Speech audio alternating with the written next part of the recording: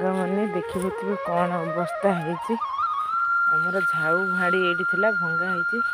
ତ ଏଠି ବି ଝାଉଁ ପତ୍ର ଗଦା ହେଇଛି। ଏପଟେ ଉଇଟ୍ ଗାଳିଛି ଜବର, ସେଥିପାଇଁ ଗଦା ହେଇଛି ଗୋଟେ ସାଇଡିଆ ହେଇକି।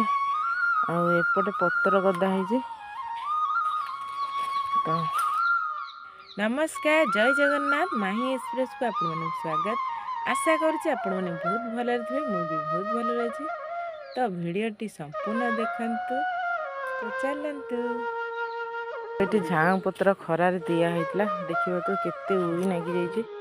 ତ ଏପଟେ ମୁଁ ଆସିକି ଭାଡ଼ି କରିଛି ଏତିକି। ତ ଏତିକି ଝାଉଁ ପତ୍ର ଆମେ ଭୁଆଇକି ଆଣିଛୁ ସେ ମୁଣ୍ଡରୁ। ତ ଝାଉଁ ପତ୍ର ଭାଡ଼ି ହବ, ତ ଆପଣମାନେ ଦେଖିପାରୁଥିବେ।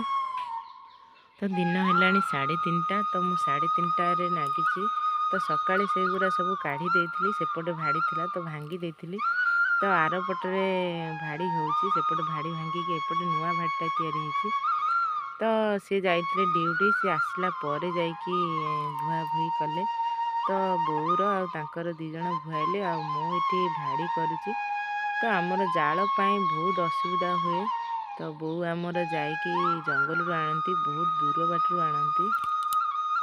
ତ ସାଙ୍ଗମାନେ ଆପଣମାନେ ଦେଖିପାରୁଥିବେ ମୁଁ ଭାଡ଼ିଟା ସମ୍ପୂର୍ଣ୍ଣ କରିସାରିଲିଣି।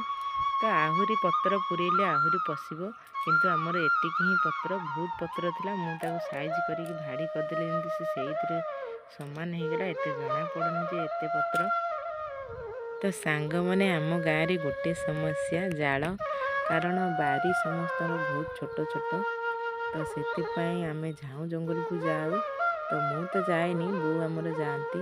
ତ ଏଠିକାର ପ୍ରାୟ ଲୋକ ଯାଆନ୍ତି ଝାଉଁ ଜଙ୍ଗଲକୁ। ଆଉ ପତ୍ର ଆଣିଲେ ଝାଉଁ ପତ୍ରରେ ଚୁଲି ଲଗାଇବାକୁ ବହୁତ ବଢ଼ିଆ ଲାଗେ। ଆମରି ଗାଁରେ ତ ଏମିତି ଚଳନି। ତ ଆପଣମାନଙ୍କ ଗାଁରେ କେମିତି ଚଳେ ନିହାତି କମେଣ୍ଟ କରି କହିବେ। ଆପଣମାନଙ୍କୁ ନିହାତି ମୋ ଭିଡ଼ିଓଟି ଭଲ ଲାଗିଥିବ। ନେକ୍ସଟ ଭିଡ଼ିଓରେ ଦେଖିବେ। ଜୟ ଜଗନ୍ନାଥ।